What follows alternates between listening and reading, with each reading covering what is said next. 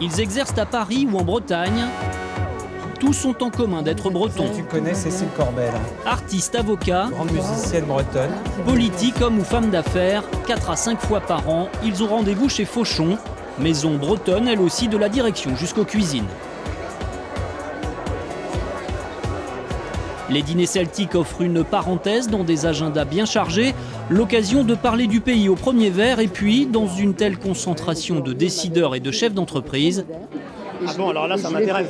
le business reprend vite la main. Non, parce que moi, je suis en pleine recherche de nouvelles créations. Mais je vous montrerai que ça date d'il y a 15 ans. J'aimerais beaucoup reparler avec vous. Vous, c'est Jean-Pierre Le Goff. Vous avez une petite carte ou pas? Récent repreneur de la faïencerie en Rio de Quimper, il participe à son deuxième dîner. Il y a un mélange complet de financiers, de managers, d'artistes. Et donc, effectivement, ça permet d'échanger des idées et de construire des projets. C'est un endroit parmi quelques autres, mais qui est vraiment sur la carte. Quels autres, par exemple? Vous le comparez à quels autres? Oh, il y a l'Institut de Locarne, il y a le Club des 30, il y a quelques autres endroits comme ça où on peut rencontrer d'autres qui sont en train de développer leurs affaires, qui sont en train d'aller au-delà des mers, ouvrir des magasins en Chine, au Japon, etc. Est-ce que c'est le lobby breton qui se retrouve ici? Les Bretons sont collectivement une bonne équipe qui gagne. C'est votre définition du lobby? Ça pourrait. Ça peut être ça, oui.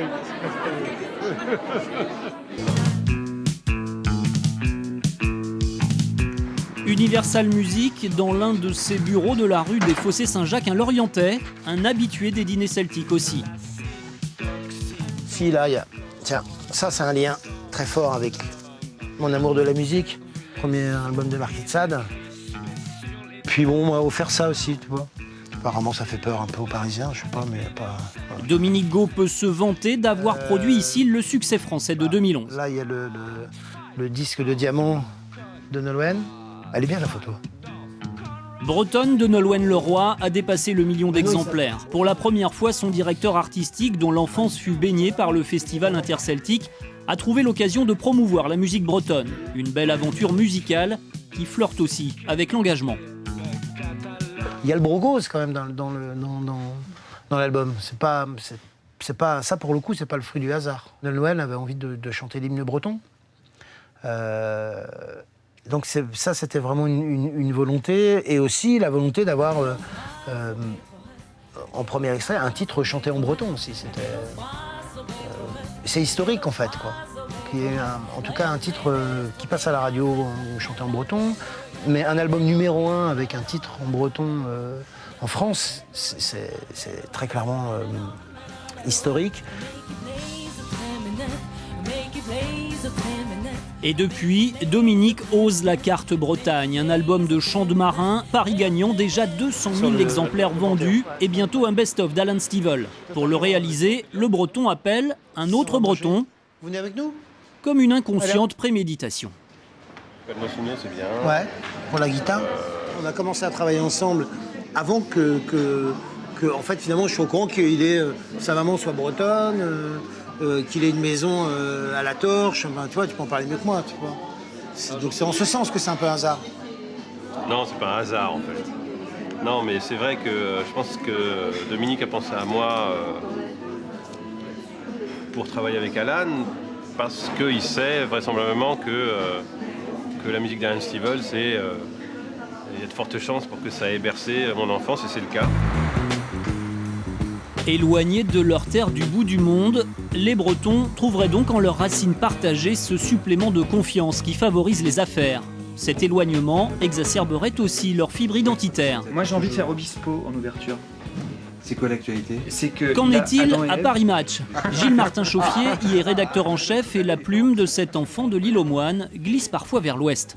Un geste naturel pour nombre de journalistes bretons quand la Bretagne a mal, comme un certain 15 octobre 1987. C'est le jour où il y a eu l'énorme tempête. Et il y a eu aussi le jeudi noir de Wall Street. Tout est le même jour, la grande tempête de Bretagne de 87, c'était le même jour que... Et la presse française n'a parlé que du jeudi noir de Wall Street. Il n'y avait pas un mot dans la presse nationale sur la Bretagne, alors qu'il y a eu...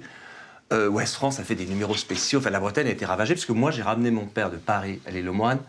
la forêt de Brocéliande, et tout était par terre. Et c'est à ce moment-là qu'il y a eu Bertrand Cousin, avec Patrick Mahé, avec Jean Botorel, avec Jean Guinel, qui se avec sont mis Jean-François Josselin, avec Yann Kefelec, Jacques Pogam, enfin on était 10 ou 12, et PPDA, qui était dans le lot aussi, qui ont dit, bah voilà, maintenant il faut vraiment qu'on se mette d'accord, que c'est pas possible qu'il se passe un tel drame en Bretagne et que la France en parle pas.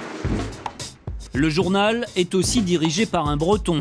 Mais même quand on vient de Rostronin, pas question de faire de Paris Match une tribune pour la Bretagne.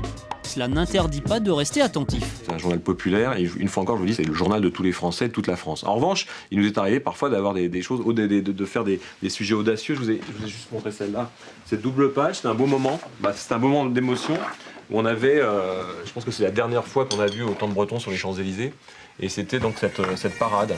Et c'est vrai au moment du bouclage, le lundi matin, quand on a fait un petit peu l'inventaire de tout ce qui s'était passé pendant le week-end et quelles étaient les grandes photos de la semaine, et ben celle-là a émergé pour nous comme une des grandes photos de la semaine. Alors c'est vrai, est-ce qu'elle aurait existé en double page dans le journal si nous avions notre très cher Roger d'origine sétoise? Peut-être pas. Paris-Brest, opportun dessert du dîner celtique, une distance aussi qui sépare la Bretagne de la capitale où les carrières se font. Depuis longtemps, les Bretons ont compensé cet éloignement par le travail, une machine à réussir qui efface les complexes. Les Bretons sont arrivés à tenir des postes de responsabilité importants. Et aujourd'hui, on les voit effectivement, alors qu'autrefois, on n'avait pas l'idée de se rassembler et de se montrer sur ce type de fonction. Je pense que c'est ce qui est nouveau.